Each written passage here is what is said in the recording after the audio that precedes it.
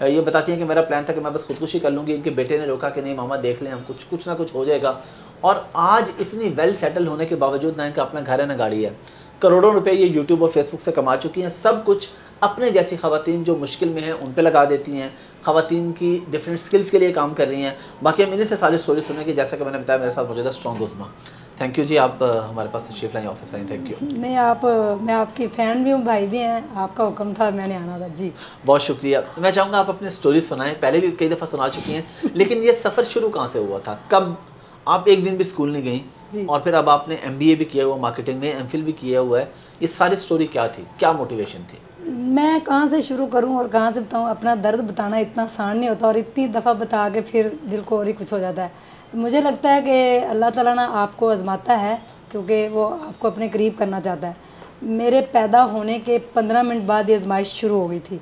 यानी कि जब मैं पैदा हुई तो मैं पहला ही बच्चा थी और मेरी वालदा ने, वो होता है ना गुट्टी देते हैं, तो आज से 40 साल पहले जो मुझे गुट्टी दी गई 15 मिनट बाद, वो शहद था और उसके अंदर चूंटियाँ बहुत ज़्यादा थी और वो मेरा पूरा मुंह खा गई और वो मुंह मेरा सारा ब्लैक हुआ था। जब नेक्स्ट डे सुबह उठ के मैं बड़ी चीखें मार रही थी तो इन्होंने कहा बच्चा रोता ही है।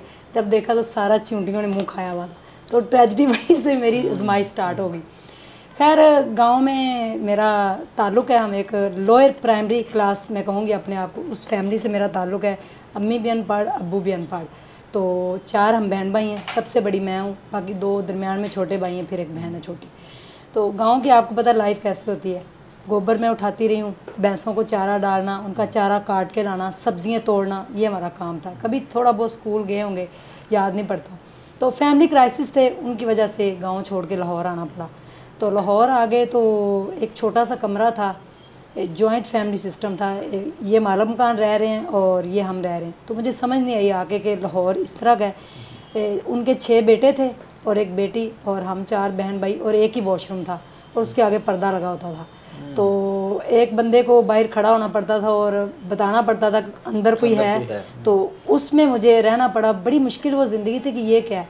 तो किसी ने फैक्ट्री में लगवा दिया कि आप वहाँ पे ना क्लिपिंग, वो धागे काटने का छोटा सा क्लिपर होता है, उससे आप काम करेंगी। मैं और मेरे वालिद साहब जाना शुरू हो गए। ये बात है 1998 की। तो हम ये कोटला आफत स्टेशन जो फाटकी है वहाँ से हम दर्द चौक से आगे फैक्ट्री थी, वहाँ जाते थे। आज भी मेरी उंगलियों पे अगर आप क्लोजली देख सकें तो कट के निशान है। तो मुझे वो धागे नहीं काटने आते थे।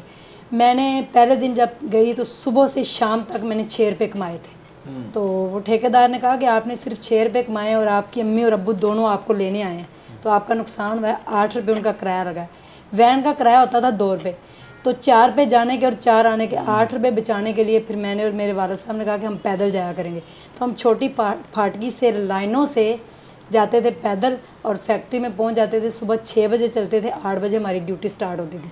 शाम को 5 बजे छुट्टी करके 7 बजे हम घर आते थे। कभी कभी ओवर टाइम भी लगाते थे। तो इस तरह ना करके थोड़े से पैसे जमा करके हमने एक छोटा सा घर ले लिया 1.5 मरले का। ज़िंदगी थोड़ी आसान हो गई कि बड़ी अच्छी बात है। हमने अपना घर 2000 में हमने अपना घर बना लिया। उसमें रहना शुरू हो गए। छोटे बहन भाइयों को स्कूल में डाला कि आप स्कूल जाएं। तो शाम को मेरी अम्मी जो हैं वो उंगली जितना एक कट पीस मिलता था उनको जोड़ जोड़ के रज़ाइयाँ सिलाई करती थी और मैं और मेरा 2 छोटे भाई हम रात को गर्म अंडे बेचने जाते थे सर्दी में। तो मैं कूलर उठाती थी और वो आवाज़ लगाते थे। तो फिर वो अमरूद भी बेचते रहे मेरे भाई। तो इस तरह करके ना थोड़े बहुत पैसे कमाते थे। फैक्ट्री में जाना, रात को 1 बजे भी छुट्टी होनी, 12 बजे। टीन एज की मैं लड़की थी, मेरी उम्र थी उस टाइम 15 से 16 के दरमियान थी मैं। सिलसिला चलता गया। 2003 आया तो मेरा उम्रे का टिकट निकला है। मैं नातें बड़ी अच्छी पढ़ती थी, मेरी आवाज़ बड़ी प्यारी थी। मेरा उम्रे का टिकट निकला। मैंने उम्रा किया और अल्लाह से दुआ की कि ज़िंदगी में मुझे कोई इंसान ना देखे, बस मेरी शादी ऐसे घर में हो जाए कि वो बड़ा अच्छा इंसान हो, मेरे अब्बू से जहेज़ का तकाजा ना करे और मुझसे शादी करके चला जाए। तो मुझे घर में रखे, उसके सिवा दुनिया में कोई इंसान ना मुझे देखे। लेकिन वो दुआएं शायद मुझे मांगने का तरीका नहीं था और अल्लाह ताला ने शायद उस टाइम कबूल नहीं करनी थी, वो अपोजिट हो गई। मैं वापस आ गई 2005 में। 4 में मेरा रिश्ता तय हो गया, एंगेजमेंट हो गई और 2005 में मेरी अक्टूबर में शादी हो गई। He was MA English, MA economics, LLB, हाफिज़ कुरान।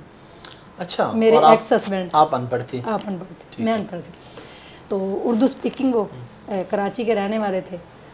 पता नहीं उनको क्या हुआ, मुझे नहीं पता कि 2 साल मैं उनके साथ किस तरह से रही हूँ, कितनी हमारी मुलाकातें हुई मुझे नहीं पता। अल्लाह ने मुझे उम्मीद दिलाई, अल्लाह ने मुझे उनमें से एक बेटा दिया।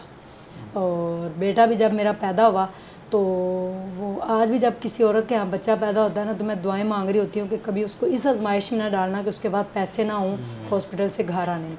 तो मेरा बेटा 4 घंटे तक हॉस्पिटल ही पड़ा रहा था क्योंकि हमारे पास पैसे नहीं थे उसको वापस लाने के लिए। आपके हस्बैंड के पास भी पैसे नहीं थे या वो उस वक्त? नहीं, उनके पास भी नहीं थे। अच्छा, कोई परेशान थे जो भी। तो फिर अब्बू के एक दोस्त थे, फिर उनको फ़ोन किया, उन्होंने फिर आगे पैसे पे किए तो हम घर वापस आए।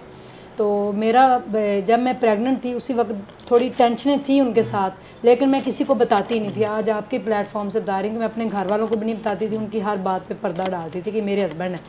बड़ा टूट के उनको चाहा, बड़ी मोहब्बत उनसे की और शायद करती भी हूँ अब, क्योंकि आप कभी नहीं भूल सकते।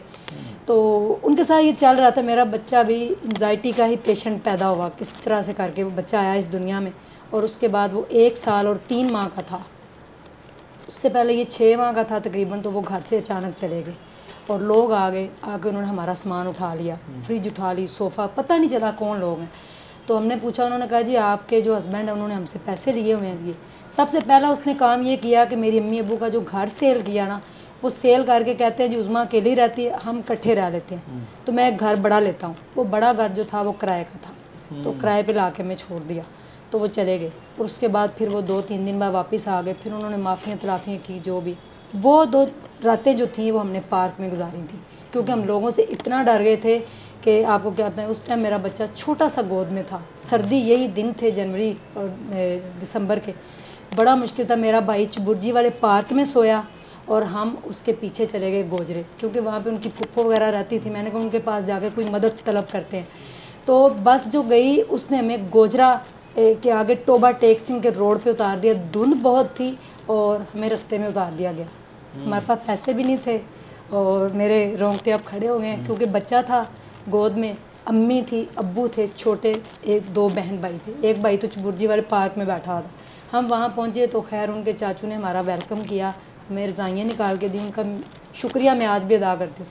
हमें 2000 रुपये दिए, अंडे बॉयल करके दिए कि आप खाएं।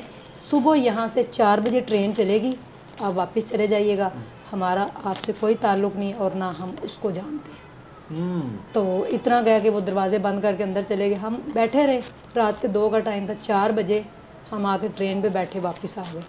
ये वापस आ गए, इन्होंने अब्बू से आके माफ़ी वगैरह मांगी, जो भी था हमने इनको माफ़ कर दिया, साथ रहना शुरू हो गए। पता नहीं फिर क्या हुआ है, फिर ये गए छोड़ के। जब ये गए हैं तो जिस दिन ये फिर जाते हैं तो रात मुझे कहते हैं 28 फरवरी का वो दिन था, जुम्मे वाला दिन था, ये चुप करके सुबह चले गए। मेरी इनसे कोई बात नहीं हुई।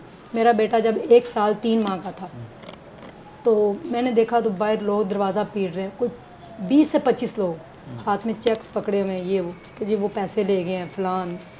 फिर मैं उनके आगे बोली कि आपने पैसे हमें दिए थे, लड़ झगड़ के जो भी था लोगों को भेजा। बड़े मुश्किल दिन। अब्बू को उस टाइम हार्ट अटैक भी आया था, गिर गए थे वो, और बाकी 3 बहन भाई छोटे थे, उनका फ्यूचर भी दाव पे लग गया। तो मैंने देखा कि अब मैं क्या करूं, कहीं जॉब नहीं है। सब लोग मुझे कहते थे आपने मैट्रिक ही किया होता हम आपको जॉब पे लगवा देते। तो फिर मुझे एक स्कूल में स्वीपर की जॉब मिल गई। तो मैंने वेलकम किया, मैंने कहा शुक्र अल्हम्दुलिल्लाह मुझे जॉब मिल गई। और मैं एक कनाल का वो स्कूल था, एक प्राइवेट स्कूल था, वो डबल स्टोरी था पूरा। मैं वो सफाई करती थी, वॉशरूम साफ़ करने, सब आया बन के वहाँ पे बच्चों के पैम्पर, डायपर, हर चीज़। मुझे 1500 रुपये मिलते थे और मैं बड़ा खुश कि मुझे जॉब मिल गई।